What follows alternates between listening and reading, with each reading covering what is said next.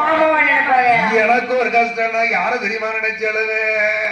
மைனி நினைப்பீங்களா? அந்த பார்வதியா? பார்வதியா யாரை நினைக்கிறார்? யாரு? பால்கடல்ல பள்ளி கொண்டிருக்கிறாரே பச்சமால் அச்சுதன் என் பெருமாள் கோபாலக்கண்ணன் நாராயணன். சரி, அந்த நாராயணனை எப்படி நினைத்து வருகிறார்? எப்படி? நாராயண ஐயா நாராயண நாராயண ஐயா நாராயண